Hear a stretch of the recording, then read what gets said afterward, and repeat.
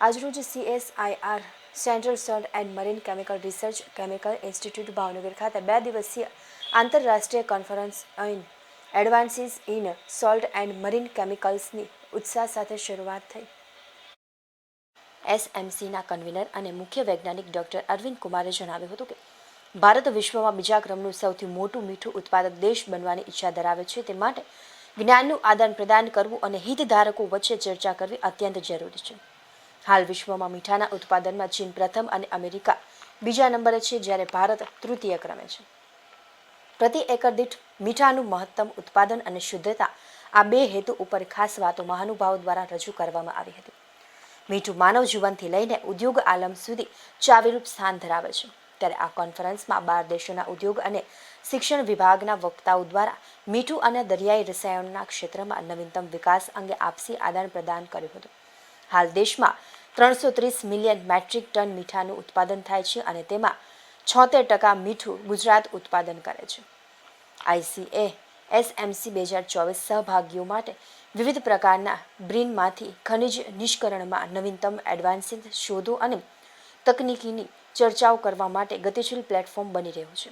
આ કોન્ફરન્સ મીઠા અને દરિયાઈ રાસાયણિક સંશોધનમાં ભૂતકાળ અને વર્તમાનને જોડતા પુલ તરીકે કામ કરશે, જે ભવિષ્યમાં નવીનતાઓ અને સહયોગ માટે માર્ગ ખોલશે। तो आपका परिचय? मेरा नाम डॉक्टर कन्नन श्रीनिवासन है। मैं ये संस्थान का निदेशक हूँ। सर, खासतौर इस संस्थान में आज एक बहुत बड़ा इंटरनेशनल कॉन्फ्रेंस हुआ है, मुख्य उद्देश्य क्या है सर? इसका मेजर उद्देश्य दो ही चीज़ का है, शॉर्ट में बोलता है तो salt and marine chemicals chemical industry और फूड एंड न्यूट्रिशन इंडस्ट्री के लिए बहुत बहुत इम्पोर्टेंट है। उसको ये अंतर्राष्ट्रीय कॉन्फ्रेंस करने का मकसद यही है, जो हमारा इंडिया का जो बेस्ट प्रैक्टिसेस है, विदेशी को कंट्रीज़ जो सॉल्ट इंडस्ट्री बड़ा करने के लिए सोच रहे हैं, उनको किस तरीका मदद करने का है, और कुछ बेस्ट प्रैक्टिसेस उन लोगों का है, उसको इंडियन कंडीशन पे किस तरीका करके इंडिया का ग्रोथ के लिए आगे बढ़ा सकते हैं। उसके लिए मंच पे सब लोगों के लिए इकट्ठा किया हुआ है, जो कंसल्टेंट है, इंडस्ट्री एसोसिएशन है, इंडस्ट्रियलिस्ट है, एकेडमिशियंस है, रिसर्च है, सब लोगों को स्टेक होल्डर्स, अगेरियाज का स्टेक होल्डर्स है, सब लोगों को इकट्ठा करके एक मंच पे बुला के डिस्कस करके ये इंडस्ट्री को आगे लेके जाने के लिए ये एक रूट है, माध्यम है। कितने कंट्रीज में से यहाँ पे 12 कंट्री को पार्टिसिपेशन है, बहुत physically as well as virtually. कुछ लोग आ नहीं पाए थे, वो लोग वर्चुअली ज्वाइन कर रहे हैं, कुछ लोग आया हुआ है, और जो लोग आया हुआ है ये लोग सब लोग बहुत अपना अपना देश में बहुत बड़ा सॉल्ट इंडस्ट्री का काम में इन्वॉल्व है, और ये सब मिलियंस ऑफ टन्स पे इन्वॉल्व है, और उसी तरीका उसको आगे बढ़ाने के लिए हमारा सुविधा भी मांग रहे हैं, और उनका जो बेस्ट प्रैक्टिसेस है हमको लेने के लिए भी हम प्रयास कर रहे हैं। सर, देश में मीन्स फॉरेन के अंदर या जो देश पहले इनके सोल्ट में वहाँ तो उसका मैन्युफैक्चरिंग और हमारे यहाँ फ़र्क क्या होता है, और उसमें बेहतरीन क्या हो सकता है, इसके लिए आप कॉन्फ्रेंस कर रहे हैं? नहीं, एक्चुअली मेजर चीज़ यही होता है, with in the given land area, with in the available sunlight, productivity को किस तरीका आगे बढ़ा सकते हैं। ओके, मेरे को 1 एकड़ का लैंड है, इतना ही सूरज मिलते हैं, और ये नेचर हमारा देश का नेचर है। हमारा ये अलग अलग कंट्री का अलग अलग तरीका तापमान है, हमारा कंट्री का अलग है, US का अलग है, यूरोप का अलग है, जापान का अलग है। ओके, ये अलग अलग तापमान की वजह से क्लाइमेट चेंज का इफेक्ट तो अलग अलग कंट्री पे अलग अलग तरीका आ जाता है। उसमें किस तरीका हम लोग ये क्लाइमेट चेंज का इम्पैक्ट भी लेके प्रोडक्टिविटी को पर यूनिट एरिया पे बढ़ा सकते हैं, यही बहुत बहुत इम्पोर्टेंट चीज़ है। और जब बनाते वक्त उसका क्वालिटी भी इम्पोर्टेंट है, क्योंकि लिए ज़्यादातर सॉल्ट तो अभी इंडस्ट्री में यूज़ होने का ज़्यादातर जा रहा है।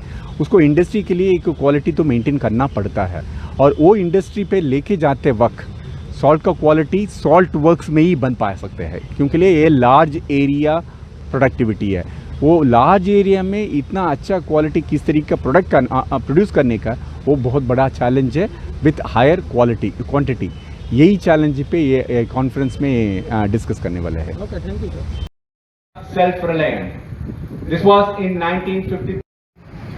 The growth cannot happen without research and development, which is fully backed by science and technology.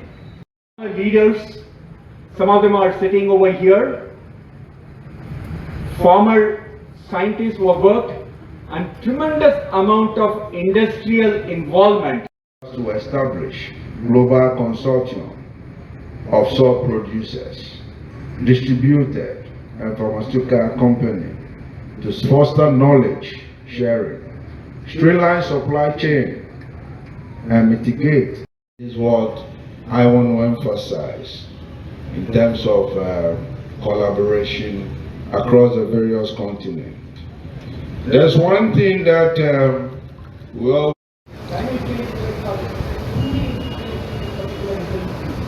met me for kind of what you call shaping this conference when Dr. Arvind and his team felt that there is a kind of an international. When a clarion call was initiated by the government. Pandey ji खास तो आज भावनगर सेवा के साथ एक बहुत बड़ी international press conference जो है उसका आयोजन किया गया है। उसका मुख्य उद्देश्य क्या है, कितने कंट्री के लोग यहाँ आए हैं और खास बात क्या रहेगी? देखिए, आज़ादी के अमृतकाल में भावनगर में जो एक अंतर्राष्ट्रीय कॉन्फ्रेंस हो रही है नमक एवं समुद्री रसायनों पर, इसका मुख्य उद्देश्य है भारतवर्ष में नमक के निर्यात को बढ़ाना। और हमारा यह उद्देश्य है कि आगे आने वाले दिनों में हम पूरे विश्व में नंबर 1 देश बने नमक के, अच्छी क्वालिटी के नमक के उद्देश्य में। और 12 से अधिक देशों के प्रतिनिधि भाग ले रहे हैं जिनका स्पेशलाइजेशन है साल्ट प्रोडक्शन में। हम लोग कुछ उनसे सीखेंगे, वो लोग कुछ हमसे सीखेंगे। इस प्रकार से हम एक रिपोर्ट तैयार करेंगे जिससे आगे आने वालों में न केवल भारत देश को बल्कि वे देश जो पार्टिसिपेट कर रहे हैं उनको भी अच्छी टेक्नोलॉजी के साथ कम समय में अच्छी गुणवत्ता का नमक उत्पादन करने में सहायता मिलेगी। मेरा नाम डॉक्टर अरविंद कुमार है। मैं इस संस्थान में चीफ साइंटिस्ट के तरीके से साल्ट और मेरीन केमिकल्स डिवीज़न को हैंडल करता हूँ। सर, सबसे बड़ी बात जब सोल्ट की आती है, इंडिया का सोल्ट हो या आउट ऑफ कंट्री का सोल्ट हो, इस संशोधन क्या संशोधन जो वो किया जाएगा और उसमें खास तौर से मुद्दा क्या रहेगा? नमक के जो रिसर्च है वो बहुत पुराना है, सदियों से नमक बन रहा है चाइना में, इंडिया में। लेकिन जो नमक की गुणवत्ता और प्रोडक्टिविटी, ये 2 मेन फोकस रहेंगे इस कॉन्फ्रेंस के, क्योंकि नमक यूज होता है खाने के साथ साथ क्लोर अल्कली इंडस्ट्री में भी। इंडस्ट्री वालों को बहुत शुद्धता वाला नमक चाहिए होता है, और जो कि आप जानते हैं पूरा का पूरा नमक ओपन में बनते हैं, ओपन फील्ड्स में क्रिस्टलाइज करते हैं, तो इसको प्योर बनाना चैलेंज रहता है, साइंटिफिक चैलेंज रहता है। तो हमारा संस्थान बहुत सारा तकनीक विकसित किया है जिससे कि हम फील्ड में ही अच्छा गुणवत्ता का नमक बनाए जो कि डायरेक्टली क्लोर अल्कली इंडस्ट्री में यूज हो सकता है। नमक बनाने के बाद जो बिटन रहता है उसमें बहुत सारे केमिकल्स होते हैं, potassium chemicals, magnesium chemicals, lithium, bromine, ये सब रहता है जो कि हमारे देश के लिए बहुत ज़रूरी है। हम इन केमिकल्स को बाहर से आयात करते हैं, तो इस फील्ड में कैसे हमारा देश आत्मनिर्भर बने, तो इस विषय पे भी इस कॉन्फ्रेंस में प्रकाश डाला जाएगा।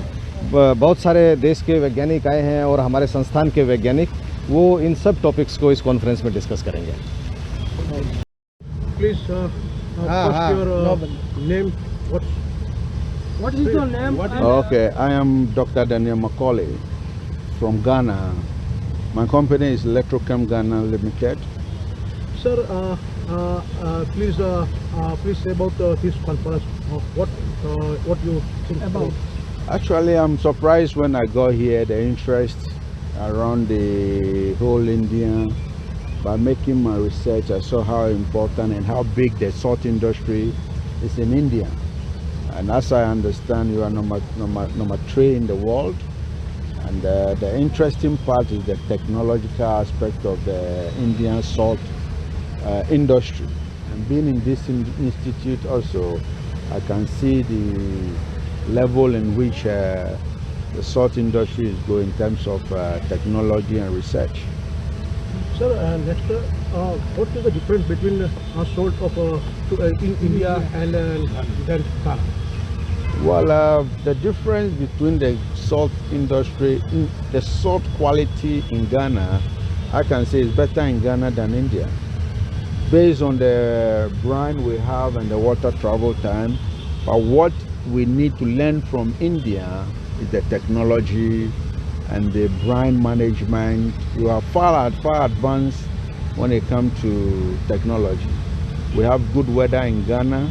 We have the potential, but we haven't been able to harness it very well. And we need the support of India to help Ghana and Africa to develop its salt mines, not only by salt production, but the downstream, the aggregates, I mean, the refineries, the chemicals, and mainly the chlor-alkaline aspect of salt, which the demand in the world is huge. Africa, we have the potential to upgrade and upscale, but what we don't have is both the human support and the technological support. Sir, how you feel in India and then next first in Bhavnagar? Come again? How you feel in India in Bhavnagar? The place where you are is known as the Bhavnagar. Oh yeah, it's a wonderful place. Yes, that's a bit hot. That's why you are doing more salt. It's a bit hot, and you do salt in hot weather. I have a wonderful guest, Mr. Bala, and he's showing me and my team around.